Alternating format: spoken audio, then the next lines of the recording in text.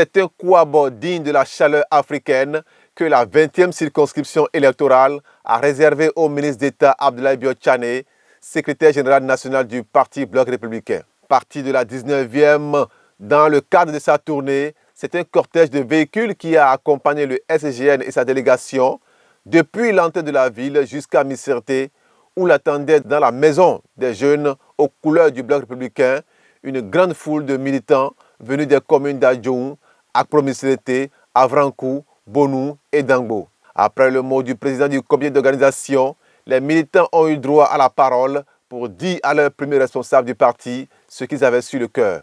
C'est parce que nous sommes forts, toute modestie gardée, qu'on a estimé qu'il faut renforcer ceux qui ne sont pas forts. Nous, ah oui,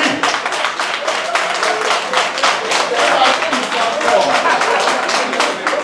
Mais nous ne voudrions pas rester dans un rêve béat sans penser à maintenir nos acquis. Nous allons travailler, mouiller encore les maillots et ne jamais nous laisser distraire par ceux-là. Notre papa est là, il n'a pas encore ouvert sa valise, mais il nous a apporté des choses qu'on peut prendre demain pour jouer selon que nous sommes là. Je voudrais, monsieur le ministre, que vous vous penchiez désormais sur les femmes, sur la situation de femmes que nous sommes, et sachez que vous avez tout notre soutien. Nous sommes prêts à faire feu de tout bois pour que le BR puisse remporter les élections au soir du 8 janvier 2020. Après une écoute attentive et une prise de note des informations qui lui ont été communiquées, le ministre d'État Bio Tchané a permis à Bertin Kaouvi, le célèbre joker, de faire comprendre aux militants les meilleurs choix à faire aujourd'hui pour vivre heureux. Pourquoi vous croyez que c'est la nomination qui va vous enrichir? Nous devons faire en sorte que nous identifions les opportunités d'affaires. Mais nous sommes dans la vallée de Lomé quand même ici, nous avons vu les maisons. Oui ou non? Oui. Mais Misserté est dans la vallée de Lomé, Adom et tout le reste. La vallée de Lomé, c'est 120 000 hectares. Tout le monde dit, l'une des vallées les plus riches, c'est faux. Mais en fait, c'est une vallée qui va nous permettre de faire assez d'agriculture. Le Bénin peut exploiter 70 000 hectares dans la vallée de Bénin. Le SGN Bio Tchané, en tant que numéro 2 du gouvernement, a donné des garanties et des assurances à ses militants en ce qui concerne sa partition, tout en leur indiquant que la force du parti, ce sont eux les militants à la base. Nous venons de finir 6 ans. Et il y a de bonnes choses qui ont été faites pour les populations. Il faut aller expliquer ça. Les ministres ont fait une tournée et des résultats sont sortis de cette tournée-là. Il y a des mesures additionnelles qui ont été prises sur la vie chère, sur l'agriculture, les intrants. Nous devons retourner dans les villages et les quartiers pour expliquer cela. Mais expliquer les préoccupations de nos compatriotes sur la base de ce qui a été déjà fait par le gouvernement. Et le gouvernement a fait beaucoup de choses dans les infrastructures, dans l'eau, l'électricité.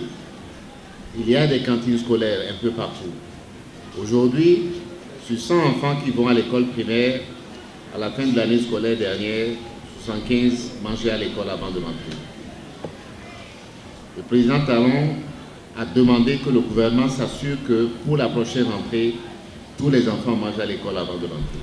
Mais ça, ce n'est pas par hasard. C'est le résultat des réformes qui sont en cours. Ça va se poursuivre. Ce que nous devons faire quand nous allons dans les villages et les quartiers pour discuter de ça, c'est aussi écouter les populations sur leurs préoccupations, qui sont liées à ces sujets, mais qui peuvent être liées à d'autres sujets. Nous devons nous distinguer en nous présentant comme ceux qui apportent les solutions à leurs problèmes.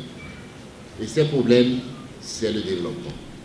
C'est pour ça que la vision du parti, la vision de notre parti, nous devons être clairs là-dessus, c'est le développement de notre pays.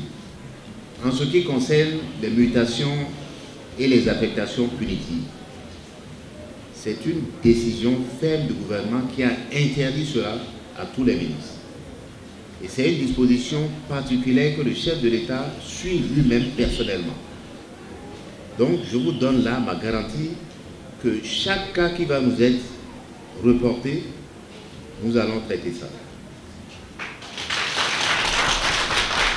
Et ça s'adresse surtout aux enseignants et au personnel de santé. Remontez les plaintes que vous avez. Et si c'est avéré que ce sont des affectations, ce sont des mutations punitives, ça va être corrigé immédiatement.